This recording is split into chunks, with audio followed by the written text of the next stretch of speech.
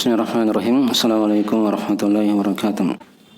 Innal hamdalillah nahmaduhu wa nasta'inuhu wa nastaghfiruh. Wa na'udzu billahi min shururi anfusina wa min sayyiati a'malina. May yahdihillahu fala mudilla lahu wa may yudlil fala hadiya lahu.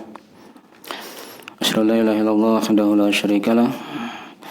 Asyhadu anna Muhammadan abduhu wa rasuluh sallallahu alaihi wa alihi washabbihi wa man tabi'ahum bi ihsan ila yaumiddin amma ba'd. Asdaqul hadits kitabullah, khairul hadi Muhammadin sallallahu alaihi wa alihi wasallam. Wa syarrul umuri muhdatsatuha, fa inna kulla muhdatsatin bid'ah wa kullu bid'atin dhalalah wa kullu dhalalatin finnar. Hasyiral akhwati fillah, rahimani wa rahimakumullah. Pada sore hari ini kita kembali melanjutkan dari pembahasan kita mengkaji ringkasan kitab Nasihatul Nisa karya Ummu Abdillah bintu Muqbil Al-Wadihiyah radhiyallahu taala. Dan di sesi yang kedua kita akan lanjutkan dari mengkaji ringkasan Ta'zim al-Ilm karya Syekh Shalih bin Abdullah Al-Utsaimin radhiyallahu taala. Di kitab Nasihatul Nisa kita telah masuk di bab yang ketiga, seputar masalah penyakit-penyakit pada lisan, min afatil lisan. Ya, sudah diterangkan dua penyakit dari penyakit yang paling besar pada lisan, seperti ucapan kesyirikan dan kekafiran kepada Allah Subhanahu wa taala. Tapi diberi contoh oleh penulis seperti dia bersumpah dengan nama selain Allah, dia bernadar untuk selain Allah, dan selainnya dari ucapan-ucapan kesyirikan. Adapun yang mengkafirkan seperti istihza, mengolok-olok agama, ini dari hal yang mengkafirkan pelakunya. Kemudian juga dari penyakit lisan yang kedua di bawah kesyirikan, yaitu berucap dengan bid'ah. Ya, beliau beri contoh di situ seperti zikir jamaah, atau dia mengajak kepada bid'ah. Baik. Ya, sudah diterangkan definisi kesyirikan dan bid'ah pada sesi sebelumnya. Tapi sekarang kita masuk di penyakit lisan yang ketiga, yaitu al-ghibah. Lihat di buku panduannya di halaman 31 dari kitab aslinya, ya. Ada di PDF. Tapi kata penulis hafizahullah taala, al-ghibatu. Al-ghibah ini diterangkan definisinya oleh Nabi sallallahu alaihi wasallam dalam hadis riwayat Imam Muslim dari Abu Hurairah radhiyallahu taala anhu. Ya, beliau bersabda di situ, "Atadruna mal ghibah?" Tahukah kalian apa itu ghibah? Qalu Allah wa rasuluhu alam. Maka para sahabat menjawab, Allah dan Rasulnya lebih mengetahui. Ya. Qala dzikruka akhaka bima yakrah. Kata Nabi sallallahu alaihi wasallam, ghibah itu adalah engkau menyebut saudaramu pada apa yang dia benci. Qila afara'aita in kana fi akhi ma aqul? Dikatakan, bagaimana pendapatmu jika pada saudaraku itu benar apa yang aku katakan? Maka kata Nabi sallallahu alaihi wasallam, in kana fihi ma taqul faqad iktabtahu wa illam yakun fihi faqad bahattahu. Kata Nabi sallallahu alaihi wasallam, jika benar apa yang kamu katakan itu ada pada saudaramu, maka engkau telah menggibahinya. Dan jika hal itu tidak ada padanya, maka engkau telah mendustakannya. Ya. Jadi tidak ada jalan. Kapan dia sebut saudaranya, saudarinya, hal yang dia benci misalnya, didengar oleh saudarinya itu, maka itu dua kemungkinan. Diterangkan oleh Imam Nawawi rahimahullah taala di situ, kata penulis ya. Bahat tahu maksudnya di situ dari kata al-buhtan, ya, wa huwal batil, kedustaan, kebatilan. Nah, dan ghibah ini kata penulis adalah hal yang diharamkan, sedikit atau banyaknya. Nah, diterangkan dalam riwayat Imam Abu Daud dari Aisyah, maksudnya beliau pernah berkata, ya Rasulullah, hasbuka min Safiyata kada wa kada. Aisyah pernah berkata kepada Nabi SAW, cukup bagimu dari Sofia begini dan begini. Ya, salah seorang rawi di situ menyebutkan, ya, Aisyah itu menyebut Sofia itu adalah perempuan yang pendek. Nah, ini kan bentuk ghibah di situ. Maka apa kata Nabi SAW? Laqad qulti kalimatan law muzijat bima'il bahri lamazajathu. Ya, sungguh pasti dan pasti engkau telah berkata sebuah kalimat, andai kata dicampur di lautan maka akan merusak lautan itu. Ya, padahal ini kalimat ringkas, hanya beberapa kata saja, tapi perumpamannya seperti itu kata Nabi. Andai kata dicampur di lautan maka akan merusak lautan itu. Ya, pada lautan dimaklumi ya, kalau masuk padanya kotoran atau bangkai itu tidak merusak lautan. Tapi ini kalimat ghibah, jika dicampur di lautan akan merusak lautan tersebut. Ya. Ingat dari definisi ghibah yang sudah diterangkan. Dzikruka akhaka bima yakrah. Engkau menyebut saudaramu pada apa yang dia benci. Nah, ini satu di antara bahaya ghibah ya, dari hal yang merusak alam semesta, kehidupan manusia. Tapi beliau bawakan lagi berikutnya hadis dari riwayat Al-Bukhari Muslim dari Abu Bakrah radhiyallahu taala anhu. Kata Nabi sallallahu alaihi wasallam, "Fa inna dima'akum wa amwalakum wa aradakum 'alaikum haramun ka hurmati yaumikum hadza fi baladikum hadza fi syahrikum hadza." Sesungguhnya darah-darah kalian, harta-harta kalian dan kehormatan-kehormatan kalian itu adalah haram. Ya, hal yang mulia untuk dilanggar. Sebagaimana terhormatnya hari kalian ini, maksudnya hari Arafah ya. Karena beliau bersabda mengucapkan hadis ini di hari Arafah. Ya, sebagaimana mulianya negeri kalian ini, itu negeri Mekah. Dan sebagaimana mulianya bulan kalian ini, itu bulan Dzulhijjah. Ya. Beliau bersabda mengucapkan hadis ini di hari Arafah di Mekah dan di bulan Dzulhijjah. Jadi darah, harta dan kehormatan itu merupakan hal yang dijaga dalam agama. Haram untuk dilanggar. Ya, masuk di sini masalah kehormatan tadi, pembahasan seputar ghibah yang sudah diterangkan ya maknanya. Dari hadis tadi itu dipetik dari bahaya ghibah ya.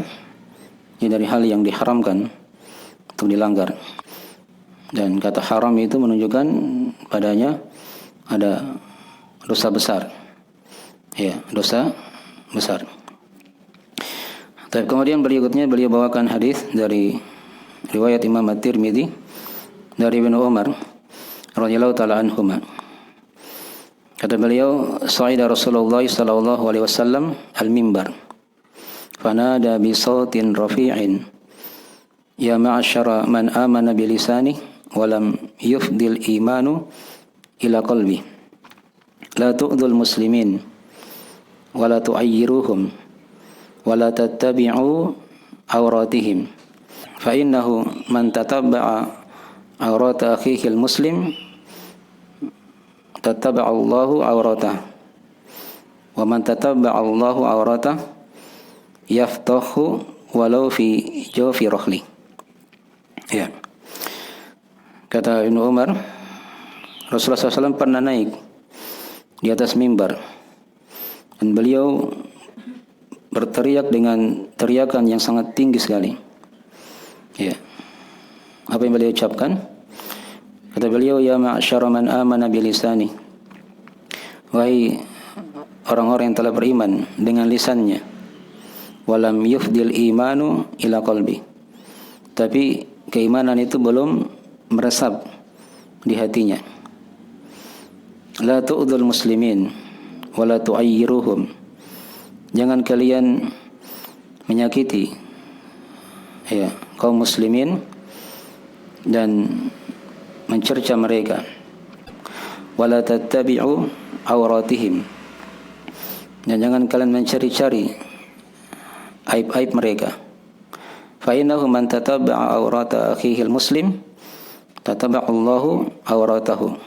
Karena sesungguhnya siapa saja yang mencari-cari aib saudaranya muslim, Allah juga akan mencari-cari aibnya. Wa man tataba'allahu awratah yafdahu walau fi jawfi rahli. Dan siapa saja yang Allah telah mencari-cari aibnya, maka Allah akan hinakan dia walaupun dia berada di tengah rumahnya. Ya. Jadi dari bahaya ghibah yang berikutnya ya, dijelaskan di situ dari bahayanya. Ghibah itu akan mengantar seorang dipermalukan oleh Allah Subhanahu wa taala walaupun dia berada di tengah keluarganya. Walaupun dia berada di tengah keluarganya. Dan kemudian hadis yang keempat beliau bawakan dari hadis riwayat Imam Abu Daud, ya, disahihkan oleh ayah beliau yaitu Syekh Muqbil rahimahullahu taala dalam Sahih Al-Musnad. Nah, dari Anas bin Malik radhiyallahu taala anhu, kata Nabi sallallahu alaihi wasallam, "Lamma urija bi marartu biqaumin lahum adfarun min nuhasin yakhmushuna wujuhahum wa sudurahum. Faqultu man haula'i ya Jibril? Qala haula'i alladhina ya'kuluna luhuman nas wa yaqa'una fi a'radihim." Kata Nabi sallallahu alaihi wasallam, tatkala aku dimi'rajkan di peristiwa Isra Mi'raj ya, dimaklumi. Kata beliau, aku melewati suatu kaum yang kaum ini punya kuku-kuku dari tembaga. Mereka mencakar-cakar wajah-wajah mereka dan dada-dada mereka. Dan maka Nabi SAW bertanya kepada malaikat Jibril, "Man haulai ya Jibril?"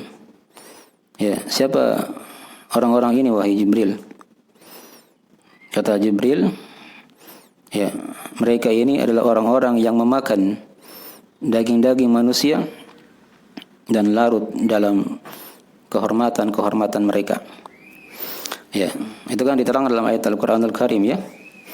Permisalan ghibah itu seperti orang yang memakan daging saudaranya dalam keadaan mati. Ya, diterangkan di sini dari siksaannya ya. Mereka akan dipakaikan kuku dari kuningan tembaga. Dengan kuku itu mereka akan mencakar-cakar wajah mereka sendiri dan dada mereka sendiri. Baik. Ini dari akibat ya. Dari siksaan yang akan didapatkan bagi orang-orang yang menggibah. Tapi ini sebagian dari bahaya ghibah ya. Nanti akan diterangkan lagi insyaallah taala berikutnya dari bahaya-bahaya ghibah yang lain. Ya, dari sini sudah disimpulkan tadi sebagian dari bahaya ghibah. Nah, ghibah itu dari hal yang merusak ya kehidupan, ketentraman bermasyarakat. Nah, diibaratkan tadi ya seperti kalimat yang jika dicampur ke lautan maka akan merusak lautan tersebut. Ghibah itu dari hal yang diharamkan. Karena kehormatan manusia itu dari hal yang diharamkan untuk dilanggar. Menunjukkan dosa besar. Kemudian tadi bahaya yang ketiga dari ghibah, ya, pelaku ghibah itu akan dipermalukan oleh Allah Subhanahu wa taala. Walaupun dia berada di tengah rumahnya. Dan tadi yang keempat diterangkan siksaan azab bagi orang-orang yang suka menggibah. Dan ini pembahasan memang dimasukkan oleh penulis ya di kitab Nasihatul Nisa, karena ini banyak terjadi pada perempuan. Banyak terjadi pada perempuan. Kalau sudah ngumpul-ngumpul, itu hati-hati. Nah, jangan sampai lisannya itu berjalan sana sini. Ya, menyebut orang-orang yang kadang bisa masuk kepada ghibah. Ingat ada definisi ghibah ya. Disebutkan saudaranya atau saudarinya pada apa yang dibenci oleh orang tersebut. Nah, kalau hal yang baik, tidak ada masalah diceritakan. Ya, tapi kalau yang jelek, yang dibenci oleh orang itu, nah itu dilihat. Jangan sampai masuk kepada apa? Kepada ghibah. Di situ penulis Allah Taala membawakan ucapan Ibnu Katsir rahimahullah taala dalam tafsirnya. Ya, kata beliau wal ghibatu muharramatun bil ijma'. Ghibah itu adalah hal yang diharamkan dengan kesepakatan ulama ya. Tapi beliau terangkan di situ ya, ada sebagian yang diperkecualikan. Nah, seperti dalam pembahasan al-jarh wa ta'dil jangan diterangkan ya. Ada rawi misalnya yang lemah hafalannya, ya itu diceritakan, tidak ada masalah. Karena ada maslahat di situ. Dari bab nasihat. Nah, beliau beri contoh di situ sebagian kisah-kisah yang terjadi di masa Nabi SAW. Contoh misalnya ada orang dari salah seorang lelaki yang fajir meminta izin pada Nabi SAW untuk suatu keperluan ya. Maka Nabi SAW di situ bersabda, ya, bi'sa akhul ashirah. Orang ini sejelek-jelek yang ada di kabilah. Itu bukan ghibah. Karena ada maslahat di situ ya. Ada maslahat. Kemudian kisah yang lain lagi dari kisah Fatimah bintu Qais. Beliau pernah dilamar oleh dua orang sekaligus, oleh Muawiyah dan Abu Jaham. Maka Fatimah bintu Qais ini meminta saran kepada Nabi SAW. Mana yang diterima ini? Antara Muawiyah atau Abu Jaham? Maka Nabi di situ menyebutkan, ya, amma Muawiyah itu fasu'lukun wa ammal Abu Jaham fala yada'u asahu an atikihi. Ya, adapun Muawiyah dia itu orang yang miskin. Sedangkan Abu Jaham itu dia itu orang yang tidak pernah meletakkan tongkatnya ya di atas pundaknya. Jadi Nabi sini merinci begitu ya. Kalau Muawiyah itu pemuda yang miskin. Adapun Abu Jaham adalah orang yang suka memukul. Ya, disebutkan nama-namanya kan. Tapi diterangkan di hadisnya itu Nabi sarankan agar menikah dengan laki-laki yang lain. Ya, tidak diterima dua-duanya ini. Dipahami ya? Baik. Ya. Itu tidak ada masalah ya, karena ada maslahat. Karena ada apa? Maslahat. Itu bukan ghibah. Di kondisi seperti tadi itu bukan ghibah. Dipahami ya? Jadi ghibah itu asalnya diharamkan tadi sudah diterangkan menurut kesepakatan ulama. Tapi ada yang diperkecualikan. Ada 6 perkara diterangkan oleh para ulama. Kata mereka, "Adz-dzammu laisa bighibatin fi sittatin. Mutadallimin wa mu'arrifin wa muhadziri. Wa limudhiri fisqan wa mustaftin wa man talaba al-i'anata fi izalati munkari." Yang dihafal 2 bait syairnya ya.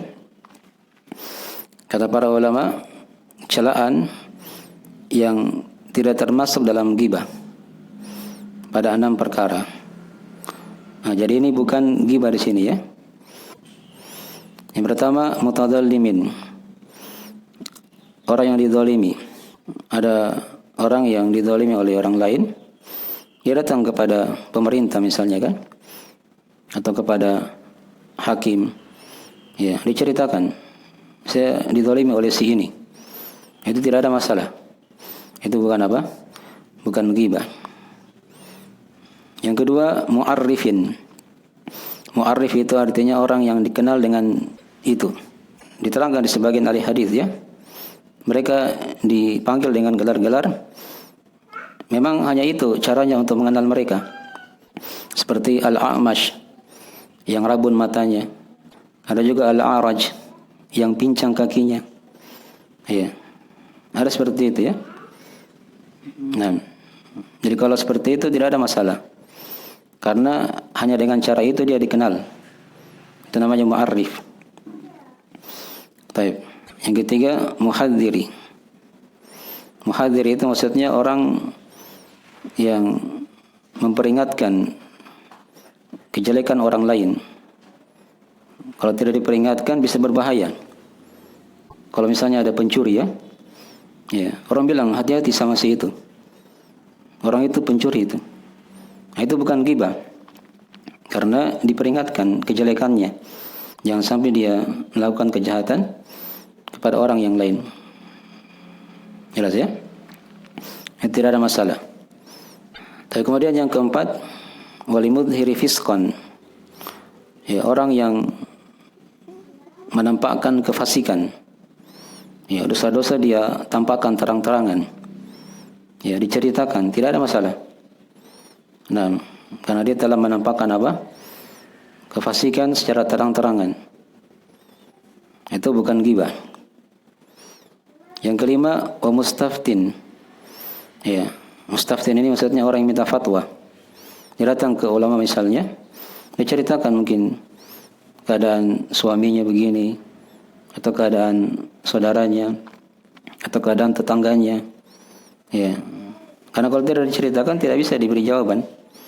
Ya, maka dia ceritakan agar diberi jawaban dengan jawaban yang benar sesuai dengan model pertanyaannya. Itu mustaftin namanya. Kemudian yang keenam yang bukan ghibah juga, yaitu wa man talaba li'anata fi izalati munkari. Orang yang mencari pertolongan untuk menghilangkan kemungkaran. Ya, misalnya dia pergi ke orang yang bisa menolongnya. Dia ceritakan, saya lagi dikejar sama si ini misalnya. Ya, mau dibunuh. Ya, dia minta pertolongan. Disebut namanya orang itu. Misalnya ya. Maka tidak ada masalah untuk menghilangkan apa? Kemungkaran. Baik, ini dari 6 perkara ya yang diperkecualikan, yang bukan ghibah. Ketika disebut kejelekan orang itu. Yang pertama tadi mutadzallimin, orang yang dizalimi. Yang kedua mu'arrifin, orang yang dikenal dengan cara itu. Yang ketiga muhadzir, orang yang memperingatkan kejelekan orang lain. Apalagi kalau dia tampakkan terang-terangan dosa itu, masuk tadi di golongan yang keempat. Yang kelima tadi dia minta fatwa, diceritakan. Dan yang keenam tadi orang yang meminta pertolongan untuk menghilangkan suatu kemungkaran. Mungkin dari sebagian pembahasan seputar ghibah ya, dari definisi ghibah, bahayanya, dan tadi diterangkan sebagian hal yang tidak termasuk dalam perkara ghibah. Ya, pada 6 perkara tadi itu. Ini selesai sudah pembahasan yang pertama dari kitab Nasihatul Nisa. Kita masuk di sesi yang kedua, pembahasan ringkasan dari kitab Ta'zim al-Ilm. Ya, 20 simpul dalam mengagungkan ilmu. Karya Syekh Shalih bin Abdullah Al-Utsaimin hafizahullah taala.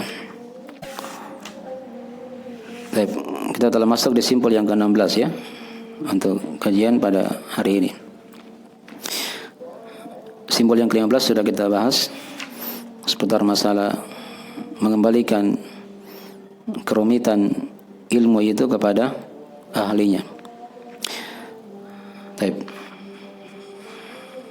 Sekarang kita masuk di simpul yang ke-16. Bagi yang punya terjemahan lihat di halaman 64 ya. Ya, kata penulis hafizahullah taala, al-ma'qidus sadis asyara tawqiru majalisil ilmi wa ijlalu awiyatihi. Nah, simpul yang ke-16 yaitu memuliakan majelis-majelis ilmu dan mengagungkan tempat-tempatnya. Itu beliau berkata, majalisul ulama ka majalisil anbiya. Majelis-majelisnya ulama itu seperti majelis-majelisnya para nabi. Nah, jadi kalau mau lihat majelisnya para nabi di masa dahulu, ya lihat saja majelisnya para ulama di masa sekarang. Karena para ulama itu kan pewaris para nabi. Ya, Nabi kan bersabda dalam hadisnya, innal ulama warathatul anbiya. Ya, sesungguhnya para ulama itu pewaris para nabi. Jadi kalau melihat majelis para nabi, lihat majelisnya para ulama. Jelas ya? Baik. Ya, beliau bawakan situ perkataan Sahal bin Abdullah rahimahullah taala. Kata beliau, man arada ay yanzura ila majalisil anbiya falyanzur ila majalisil ulama. Yaji'ur rajul fayaqul ya fulan ayu syai'in taqulu fi rajulin halafa ala imraati bikadza wa kadza fayaqul talaqat imraatuh wa yaji'u akhar fayaqul ma taqulu fi rajulin halafa ala imraati bikadza wa kadza fayaqul laisa yahnathu bihadzal qaul wa laisa hadza illa linabiyyin aw li'alimin fa'rifu lahum dzalik. Kata Sahal bin Abdullah rahimahullah taala, ya, siapa yang ingin melihat majelis-majelisnya para nabi, maka hendaknya dia melihat majelis-majelisnya para ulama. Beliau beri contoh di sini ya. Ada orang datang, dia bertanya, wahai fulan, apa yang kau katakan pada seorang lelaki yang bersumpah pada istrinya begini dan begini? Kata si fulan itu yang merupakan guru di situ, dia berkata, ya istrinya sudah ditalak. Istrinya sudah apa? Ditalak. Kemudian datang orang yang lain lagi. Dia bertanya dengan pertanyaan yang sama. Dia bertanya dengan pertanyaan yang sama. Dia berkata, wahai fulan, apa yang kau katakan pada seorang lelaki yang bersumpah pada istrinya begini dan begini? Ya, kata si guru ini, ya, itu tidak jatuh talak. Itu tidak jatuh apa? Talak. Perhatikan, sama soalnya, beda jawabannya. Beda jawabannya. Nah, ini kata Sahal bin Abdullah, perkara seperti ini ya tidak akan didapatkan kecuali pada seorang nabi atau seorang yang alim, yang berilmu. Maka kenalilah mereka itu. Ya. Ini sama di masa dahulu ya. Ada kisah di masa Nabi SAW, datang orang bertanya. Ya. Orang pertama datang, apa hukumnya orang berpuasa dia mencium istrinya? Kata Nabi SAW, batal puasanya. Orang kedua datang, apa hukum orang yang berpuasa dia cium istrinya? Kata Nabi SAW, tidak batal puasanya. Perhatikan, sama soalnya, beda jawabannya. Nah, ternyata dilihat yang pertama tadi itu anak muda yang baru menikah. Dia lagi puasa, dia cium istrinya. Kata Nabi, batal puasanya. Karena itu bisa mengantar kepada melakukan hubungan suami istri. Orang yang kedua itu yang bertanya orang tua. Ya. Dia cium istrinya lagi berpuasa. Kata Nabi apa? Tidak batal puasanya. Karena biasanya orang tua bisa menguasai dirinya. Bisa menguasai apa? Dirinya. Itu contoh ya. Perhatikan. Kadang masuk pertanyaan-pertanyaan. Ya, mungkin sama pertanyaannya, tapi beda jawabannya. Beda jawabannya. Ada seorang ulama ditanya. Ya. Kalau salah dari Syekh Ibnu Utsaimin rahimahullah taala. Dia mimpi. Ya. Orang pertama datang, "Ya Syekh, saya bermimpi saya azan." Ya. Kata Syekh ini, "Kamu akan mencuri." Kamu akan mencuri. Orang kedua datang, "Ya Syekh, saya mimpi saya azan." Kata Syekh ini, "Kamu akan berhaji." Kamu akan apa? Berhaji. Sama soalnya, beda jawabannya. Nah, karena dalam Al-Quranul Karim ada ayat-ayat seperti itu. Ya, dipahami ya? Kalau ini dibahas panjang pembahasannya. Itu dari keahlian para ulama dalam melihat jawaban, pembahasan, rincian-rincian itu hanya ada pada mereka. Dipahami ya? Maka kenali ya, majelis-majelis ilmu seperti itu. Itu jarang didapat di muka bumi ya. Nah, maka ini dari pembahasan ya yang sangat indah sekali dalam simpul ilmu ini.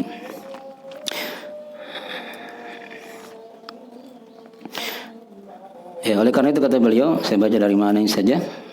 Seorang thalibul ilmu hendaknya dia mengenal majelis ilmu itu. Apa hak-hak yang ada di situ yang perlu dijaga. Nah, beliau terangkan di sini adab-adab. Dari adab-adab bermajelis ilmu. Ya, misalnya dia duduk dia duduk dengan penuh adab. Kemudian diarahkan pandangannya kepada syekh, kepada guru itu. Itu kalau bisa dilihat gurunya ya. Nah, kemudian dia jangan berbolak-balik. Ya, jangan dia balik-balik. Dia palingkan pandangannya kecuali kalau ada keperluan darurat. Kemudian jangan dia melakukan kegaduhan di majelis ilmu atau dia main-mainkan tangan dan kakinya misalnya. Ya. Atau dia minta izin ketika gurunya sudah hadir. Ya, tanpa ada keperluan misalnya kan. Itu hal yang dijaga. Atau dia bersandar dengan tangannya. Ya. Dia banyak bergerak. Dan jangan dia berbicara kepada temannya di sampingnya. Ini di majelis ilmu ya. Jika dia bersin, dia rendahkan suaranya. Ya, semampu mungkin. Jika dia menguap, dia tahan mulutnya. Nah, dipahami ya? Ini sebagian adab-adab ya yang diterangkan oleh beliau dalam bermajelis ilmu. Ya. Taib. Kemudian di antara juga hal yang diikutkan di situ dari pemuliaan majelis ilmu juga, yaitu seorang dia menjaga bukunya. Ya, dia menjaga kitabnya. Dia muliakan buku tersebut dan dia perhatian pada bukunya. Jangan dia jadikan buku itu seperti kayak trompet ya. Dia gulung-gulung bukunya. Jangan seperti itu ya. Itu buku agama, jangan seperti itu. Nah, kemudian juga dari hal yang dilarang di situ, jangan dijadikan bukunya sebagai tempat penyimpanan barang-barang. Ini kadang sering dilanggar. Ada buku misalnya, ada HP, ada gelas. Kadang dia taruh di atasnya buku itu HP-nya. Gelas dia taruh di atasnya buku. Itu tidak boleh seperti itu ya. Itu berarti dia tidak jaga bukunya. Dia tidak muliakan kitab ilmu di situ. Ada HP, ada buku, HP ditaruh di bawah, buku di atas. Dipahami ya? Dan ketika dia menaruh bukunya, dia taruh dengan lembut. Jangan dia lempar. buku pelajarannya misalnya.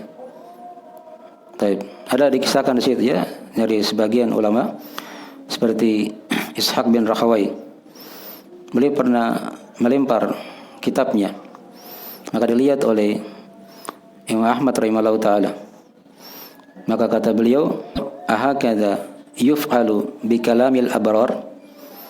Apakah seperti ini diperlakukan terhadap kalam al-abrar, ya, pembicaraan orang-orang yang baik? Nah, jadi buku itu seperti itu ya. Ketika dia jalan itu ada adab-adabnya. Bukunya dia taruh di mana? Ya. Disimpan di mana? Di tangannya begitu ya. Kadang juga ada sebagian orang ditaruh bukunya di sadelnya. Kalau naik motor ya, itu tidak boleh itu. Dia duduk itu buku, ya, dijadikan di bawahnya, tidak boleh. Ya. Apa usahanya dipakai tas, gitu kan? Dia gantung. Nah, jelas ya. Itu dari adab-adab diperhatikan. Disimpan bukunya dengan baik. Nah, dan jangan dia letakkan barang-barang di atas buku itu. Baik. Kemudian diterangkan juga di antara adab juga, jangan bersandar di atas buku. Bukunya di lantai dia jadikan semacam sandaran tangannya. Ya. Atau dia letakkan di bawah kakinya. Ada buku agama dia letakkan di bawah kakinya. Tidak boleh seperti itu ya. Ketika dia baca buku itu diangkat. Nah, diangkat. Dan jangan dia simpan di lantai. Ya, di tanah. Tapi diangkat dengan tangannya. Diangkat dengan tangannya. Baik, makanya dari sebagian pembahasan seputar adab-adab dijaga ya dalam majelis ilmu dan bejana-bejana ilmu itu, yaitu buku. Dan di masa sekarang itu bejana ilmu lebih luas lagi. Ya, kadang bentuknya buku, kadang bentuknya rekaman, itu dia rapikan.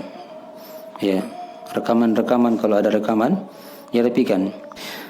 Makanya dari sebagian pembahasan-pembahasan ya, dari simpul yang ke-16 ya. Dan banyak hal-hal yang lain lagi diterangkan oleh para ulama dari kisah-kisah di sini ya. Kalau mau ingin dibacakan dari kisah-kisah para ulama kita dalam bermajelis ilmu itu, dalam bermajelis ilmu. Ya, di sini ada nukilan dari Imam Malik rahimahullah taala ya. Diterangkan dalam kitab yang lain, kata beliau, diterangkan di situ ya, Imam Malik rahimahullah taala itu kalau beliau ingin membaca hadis, beliau berwudu. Ini adabnya ketika dia belajar ya. Dia berwudu, kemudian dia duduk ya dengan baik. Nah, dia perbagus duduknya. Ya, baru dia membacakan apa? Hadis. Kemudian dari Abdurrahman bin Mahdi rahimahullah taala diceritakan di situ di majelis beliau itu tidak ada orang yang bercerita, tidak ada orang yang apa? Yang bercerita, tidak ada orang yang bermain-main dengan pulpennya, tidak ada orang yang tersenyum, ya, dipahami ya? Baik. Di majelisnya Waqi bin Jarrah rahimahullah taala itu kalau bermajelis ilmu seperti orang salat, khusyuk sekali, tenang. Ya, itu kan dari majelis para sahabat juga dinukil ya. Kalau mereka dengarkan ilmu, seakan-akan burung itu kalau hinggap di kepalanya, dia tidak pergi itu burung. Ya, saking tenangnya mereka. Itu di majelis ilmu ya. Ya, itu sebagian dari nukilan diterangkan oleh para ulama kita. Tapi segera itu dari akhir majelis untuk simpul yang ke-16. Jika ada kekurangan mohon dimaafkan. Kita akhiri majelisnya. Assalamualaikum warahmatullahi wabarakatuh. Assalamualaikum warahmatullahi wabarakatuh.